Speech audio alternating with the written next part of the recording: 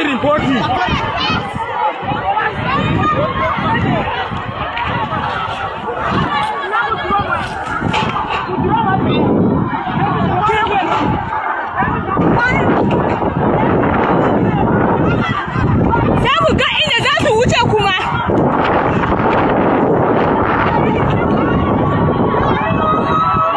Nigerians, today is 21st of April 2026. You see, Nigerian police, Nigerian army, the military, all the paramilitary, whatever, that is maltreating Nigerians.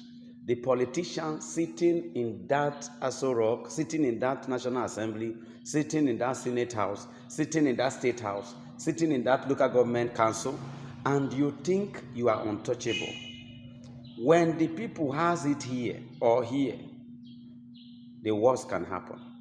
Today being 21st of April 2026, the women in Barkin, Ladi, in Plateau State, went to the army checkpoint, scattered their whatever they have there, and they said enough is enough. That time is coming for the whole nation. But if they like, they can steal election, they can manipulate. Mr. Amuputan, this time is coming. A time will come, your family cannot stay. You see, anything you do today, you are increasing the fuel. You are fanning the embers of pain to people. You think they will not react. However God wants to do it, whatever is the will of God to do, national intervention, foreign intervention, whatever God will do, any way you will do it, Lord, do it. Amen. But you know my pain.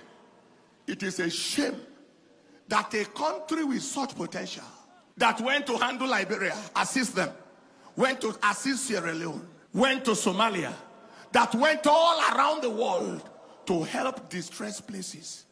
We have a terrible set of leadership.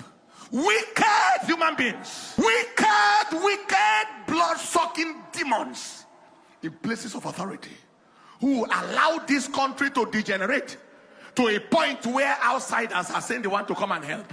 Killing, bloodshed is normal. Just be riding in your personal everything. It's normal. 1 million people perish, it means nothing. What a useless power. Power that cannot secure a nation. Power that cannot secure the lives of indigenous. Power that cannot help the people. Useless power. What shall it profit a man to gain political power and have no relevance on the ground and no relevance on the earth and no future in eternity? What useless, nonsensical power. Amassing wealth that you will take to where? By the time you die and you are buried in the grave, all the billions around the world, where will it go? Vanity upon vanity, says the preacher. All is vanity. People don't know what they call relevance. There are people who are dead, they cannot be forgotten. And there are people who are alive and they are remembered for nothing but the suffering of people. You follow what I'm saying? Whatever way God will do it. Already they have called us a disgraced nation on account of useless people in places of power. They have called us a disgrace. Didn't you hear it? That is, you are under that clause of disgrace. The disgrace is to the head of those who caused it. Yes, it's on the head of those who caused it. The disgrace is on the head of the people they said they enlist and whoever is responsible. The disgrace is on your head and on the head of your generation. Military can help, but they are weakened. They post-planted people and means them to weaken them. Military can help, but they give an order and the people give some counter order. Arrest terrorists today, they are released tomorrow. Inconsequential.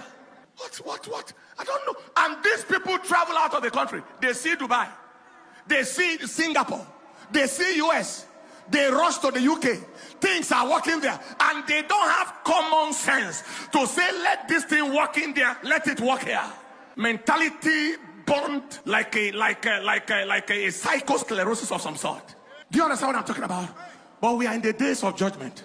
Look at Ezra chapter 7 verse 26. Those who will die will die. Those who will be banished out of the country will be banished. Those who will... Look at this. Everybody read one to go.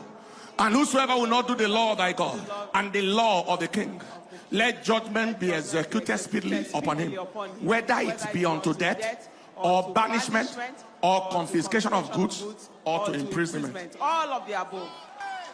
Put it on the screen. You know what? That is, those who need to die will die. Those who shed human blood.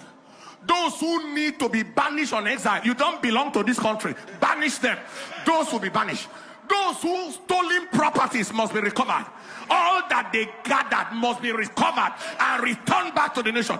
It will happen. I'd like you to mark this down. This will happen.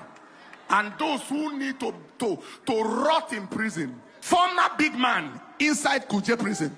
Former big man in Ikoyi prison. In Kefi prison. Correctional center. Quarantined in correctional center. So that their minds can be corrected. The people who guarded them before will be guarding them not to run. Lift your voice and say, Father, fulfill this word in our nation. In our nation. Fulfill this word in our nation. In our nation. In our nation. Those that need to die in authority, in power, in position, let them die. Those that need to be sent on exile from this nation, let them be sent. Those whose goods need to be confiscated to return back to national treasury, let them be returned. Those who need to end the rest of their lives in prison, let them go. Open your mouth and pray. The Lord has answered and he has heard us. Give him a big clap and a shout of praise.